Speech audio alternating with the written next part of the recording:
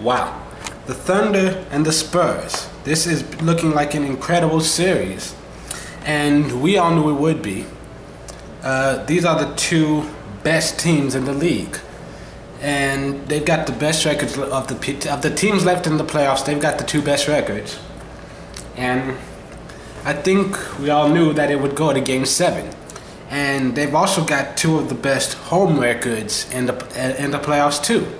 So this could easily be one of those series where the home team wins every game. I mean, that's what it looks like it might be shaping out to be. It's been fun to watch so far. And over in the East, I really don't care what's happening because the West is going to win the championship. Let's be honest. But let's talk about Tim Duncan. Tim Duncan's been very impressive lately. Not last year. He became the fourth person in the NBA with over 20,000 career points, 10,000 career rebounds, and 2,000 career blocks. The only other people to do that: Hakeem Olajuwon, Kareem Abdul-Jabbar, and Shaquille O'Neal.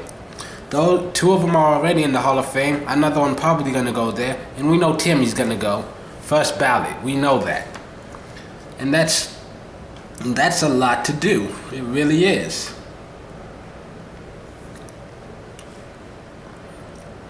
And he's been doing well in the playoffs too. If you've been paying attention, you'll see that Tim Duncan took number 1 for career playoff blocks. He has 479 now. He started the year in 4th place. He had 7 blocks in the first round to pass Shaquille O'Neal, and then 7 blocks in the second round, and then recently, just playing against the Thunder, he passed Hakeem Olajuwon and Kareem Abdul-Jabbar to take over first place with 479. These are career blocks in playoff games, 479. That seems like a relatively small number, especially when you consider that for his career, he has 2,469 blocks. But playoffs is something completely different. And I would love to see him get to 500. It might not happen this season. It might. He had 14 in those first 2 rounds. In this round, he's been playing fantastic as well. He continues getting those, and it's possible he only needs 21 more blocks. It's possible he can do it get to 500 this year.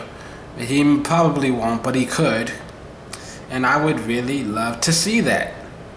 It's an amazing accomplishment to have. And other records that he has that you may not know about. The only people who have played more playoff games than him, he's number 10 for playoff games played. The only active players who have been in more playoff games are Fisher and Bryant.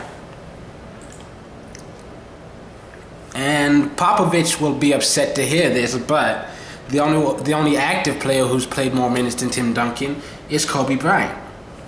Tim Duncan is currently number 10. He is 133 points behind Michael Jordan for 9th place with playoff minutes played. And he's actually he's only number 5 in total rebound in the playoffs. He's still about 200 points behind Kareem Abdul-Jabbar for number 4 for 4th place. But he is number 1 for defensive rebounds. He just passed Shaq earlier during this round. Tim has 1,660 career defensive rebounds in the playoffs. Shaquille O'Neal has 1,642. And for offensive rebounds, Tim is number 3. He's only 4 behind Dennis Rodman. 4. So if 5 more offensive rebounds, and Tim Duncan will be in 2nd place, and only 250 behind Shaquille O'Neal. Damn. Diesel. Damn. I mean, I can't believe this shit. Shaquille O'Neal, 866 offensive rebounds in the playoffs. Number 2 is Dennis Rodman with 626, 240 less. Wow. Wow. Wow. Anyways, on to WNBA news. The San Antonio Silver Stars are about to play the Minnesota Lynx. The Lynx on Friday improved to 6-0. The defending championships, currently undefeated. It's not unheard of, but in the WNBA it means so much more. There's only a few teams that have gone 6-0, and they have a chance to go 7-0. Lindsay Whalen, she's my favorite guard behind Becky Hammon, of course, and Rebecca Burns, she's been playing like a beast lately. But, they're a great team. I will give them credit for what they've done. They've accomplished a lot last year, and they look like they're headed towards it again this year.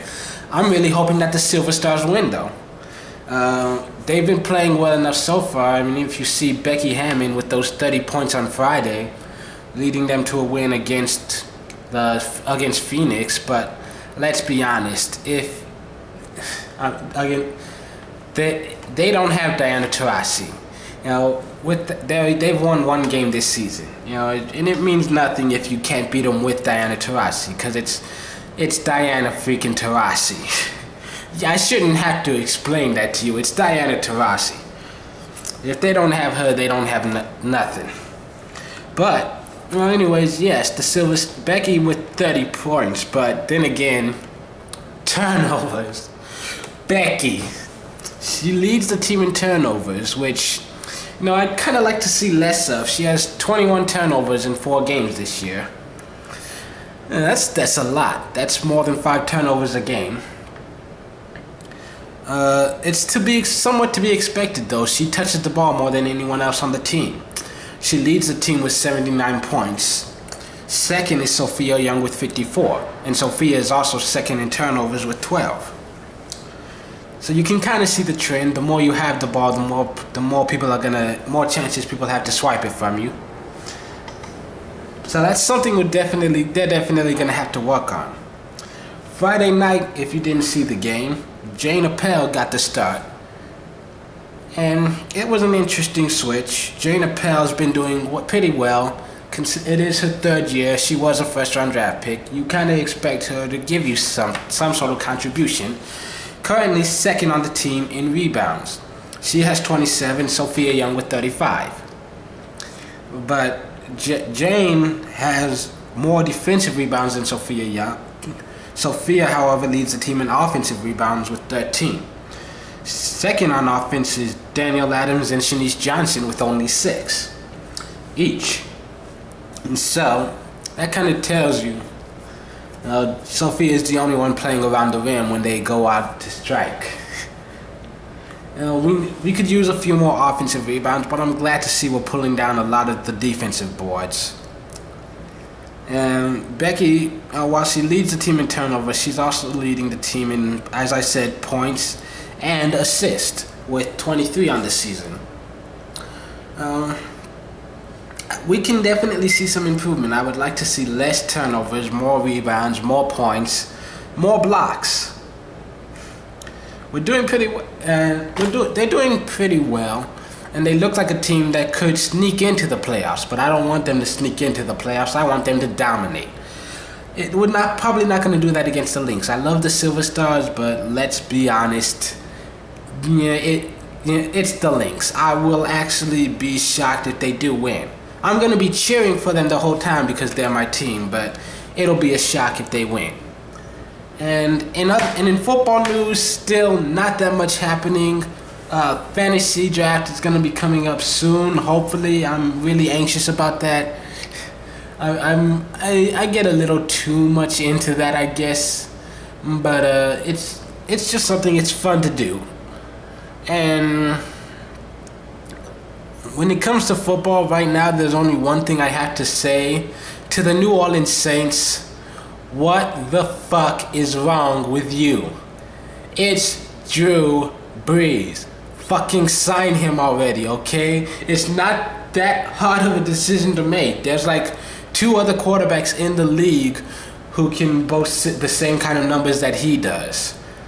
It's Drew Brees. After everything your organization has been through this season, you lost your head coach, you lost a lot of defenders, including your star middle linebacker for the entire season. If you don't have Drew Brees, you don't have shit.